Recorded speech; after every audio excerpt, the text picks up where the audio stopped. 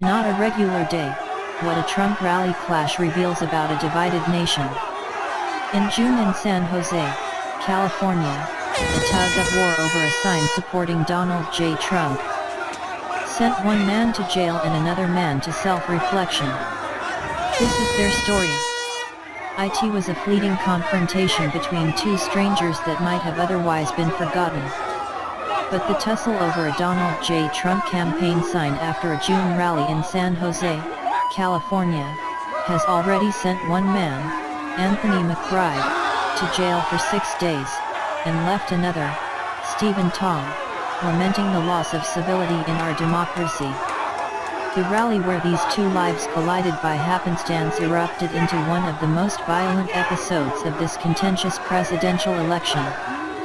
Video footage of protesters punching, egging, and tackling Trump supporters went viral, sparking outrage among Republicans and soul-searching among Democrats. Today, the clashes between ordinary people like Mr. McBride and Mr. Tong are playing out in the California courts, in a series of criminal prosecutions brought about as Republican officials accused a city led by Democrats of failing to protect Trump supporters at the rally. The San Jose rally and its aftermath may be the most powerful illustrations of the dangerous polarization that has gripped the country during the 2016 election. But a closer look at Mr. Tong, one of rally's 24 victims, and Mr. McBride, one of 22 people charged with crimes after the event, suggests that there is much that the two men share. The economic struggles and personal dreams that guided them that day are not so different, after all.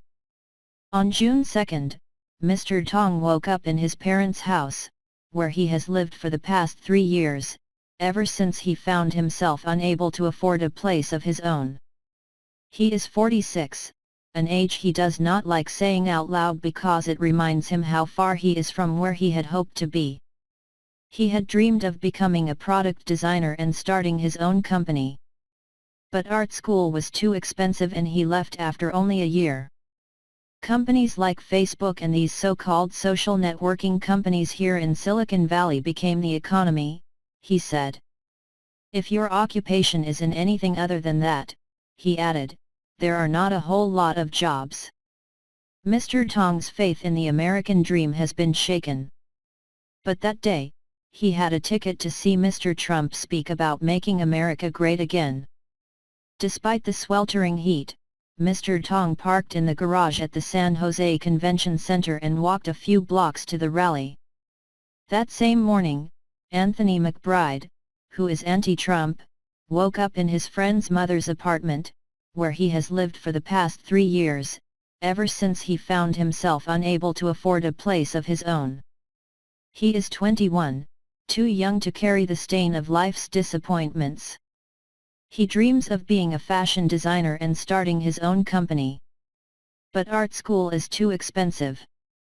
He works 2 jobs at a car dealership and a clothing store to save for it. Mr. McBride's faith in the American dream remains intact, but it is marred by the bigotry that he sees as a product of Mr. Trump's campaign. On the morning of the rally, Mr. McBride put on a YRSLF t-shirt that he had designed and boarded the light rail to the convention center, eager to see for himself what a Trump event was really like. Tong. It was hot that day, Mr. Tong recalled. I was still debating whether or not I wanted to go, and I just kind of thought, oh, I got to show my support. In the convention hall, Mr. Tong delighted in the diverse makeup of the crowd. I was really surprised, he said. A rally he had attended earlier in the spring in Southern California, he said, was mostly Caucasian and middle-aged. But in San Jose, a city that is about 30% Asian and 30% Hispanic, more minorities turned out. Outside the hall, beyond the police barricades, protesters waved signs demanding socialism. Young men handed out the Revolutionary Communist Party's newspaper. Like most Asians in San Jose, Mr. Tong was born in Vietnam. He was 4 when communists captured Saigon. His family had 3 strikes against it, his father had worked with the United States military. His grandfather had an import-export business. And they hailed from China, a country that once colonized Vietnam. Officials forced Mr. Tong's family to move to a remote hut with a dirt floor. The communist philosophy was, if you are a teacher, a professor, an intellectual, wealthy, then we are going to make you suffer, Mr. Tong said. When he was 9, his family made it to California. Like others who had fled Vietnam, they embraced the Republican Party's strong anti-communism stance. Mr. Tong considers himself a moderate. During the booming 1990s, he once cast a ballot for Bill Clinton. He says he does not agree with Mr. Trump's remarks about immigrants and Mexicans. Still, Mr. Tong feels anxious about the racial unrest flaring up across the country. Like many Trump supporters, he blames President Obama. He seems more polarizing, Mr. Tong said of Mr. Obama. He stirs people up. Mr. Tong once felt boundless optimism about the United States. His parents, who worked entry-level jobs in electronics, had been able to buy a 3-bedroom home in a well-off San Jose suburb. But now Mr. Tong cannot afford to rent, let alone buy a home of his own. He was drawn to the June rally by Mr. Trump's promise to make America as strong as it was when Mr. Tong arrived in the country. Mr. Trump took the stage and declared, "We have a country that's not working anymore.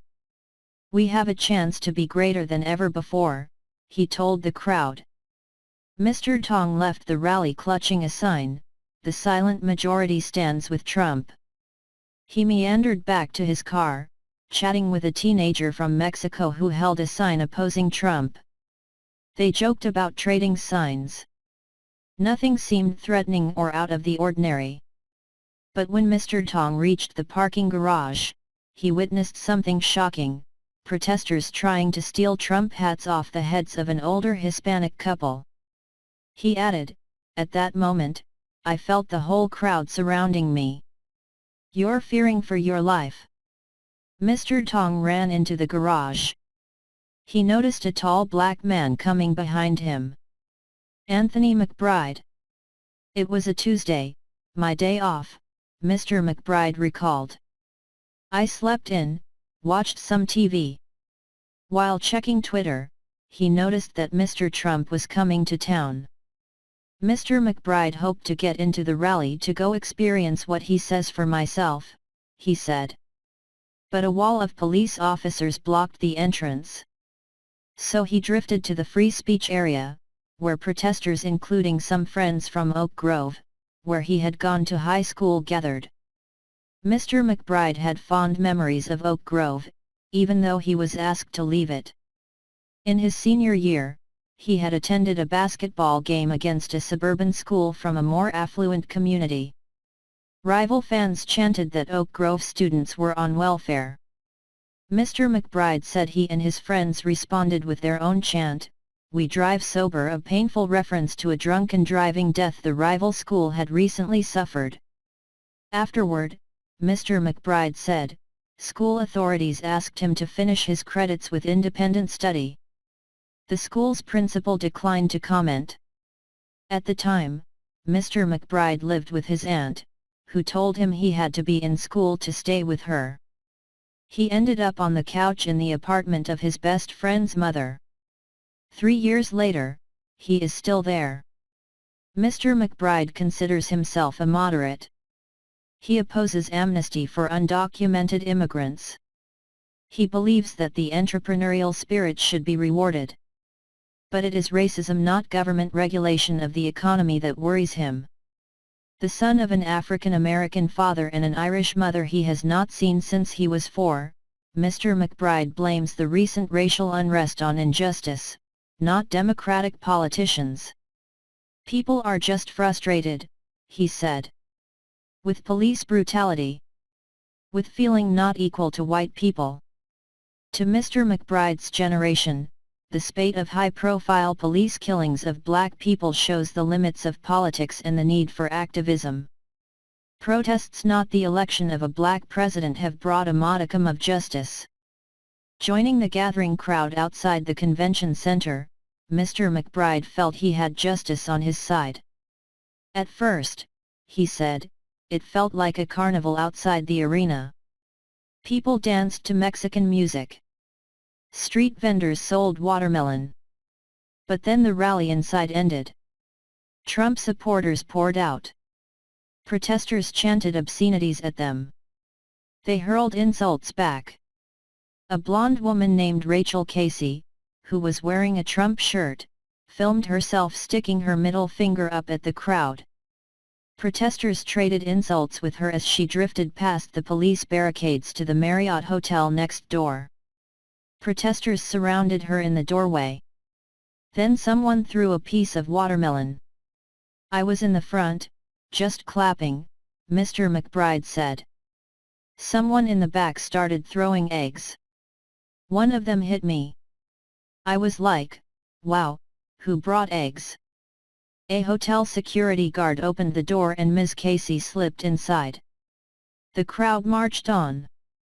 A black female protester burning an American flag got into a shoving match with a white female Trump supporter. A white teenager got scared and started running. A black teenager tackled him. A first-generation Mexican who opposes Mr. Trump punched in the nose a third-generation Mexican who supports the candidate.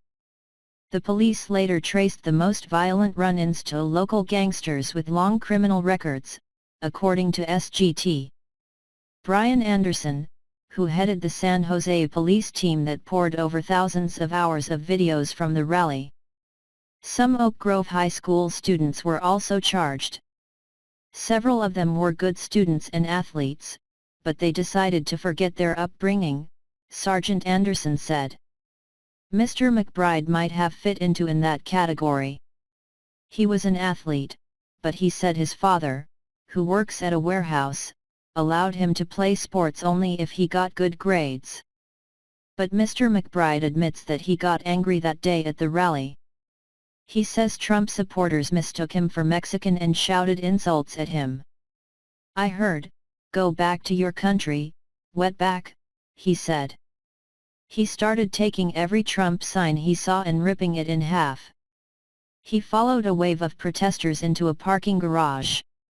That's where he spotted an Asian man with a Trump sign. I was kind of disappointed in him, Mr. McBride recalled. He's a minority, and I didn't see why he's supporting Trump. Mr. McBride snatched Mr. Tong's sign. Mr. Tong grabbed it back. For a split second, they held it together, in a tug of war. Mr. McBride could see the fear in Mr. Tong's eyes. Months later, Mr. Tong looked back at the encounter and wondered about Mr. McBride. Was he a college student? He didn't seem like a gangster, Mr. Tong recalled.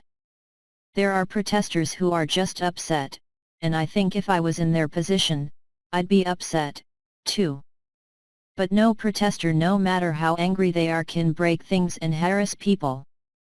Maybe because of the stress of what happened to him at the rally, Mr. Tong dreams of escaping on Election Day. He thinks about camping in Death Valley on November 8 just so he can get away from the news. But sometimes he has the opposite desire.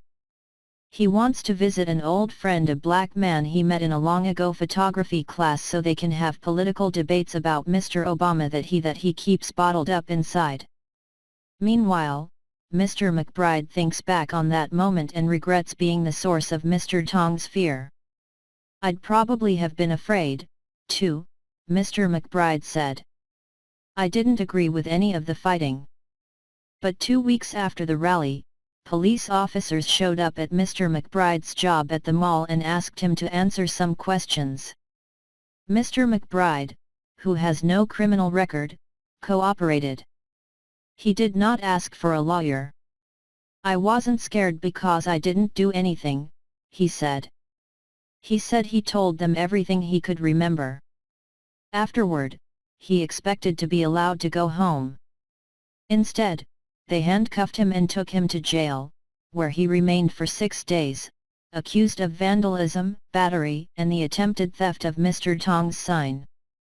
On a recent Wednesday, Mr. McBride sat in court on a row of benches filled with Black and Hispanic men, nearly all of them represented by a single public defender. "McBride? You're our Trump guy, right?" she asked. She explained that because of what he had told the police about the confrontation outside the rally, prosecutors were adding a new charge, the false imprisonment of Ms. Casey, who had been egged. "We'll try to get it down to disturbing the peace," she said. "I don't know if we're going to get there, but that's our goal." Now Mr. McBride, who cannot afford a lawyer, is not sure if he should plead guilty to a crime he doesn't feel he committed, or fight the charges. He thinks about that moment when he grabbed Mr. Tong's sign, and about what made him let it go. "I realized it was stupid," he recalled. "If it was on a different street, at a different time, I probably would have just talked to him about why he was supporting Trump. But it was not a regular day.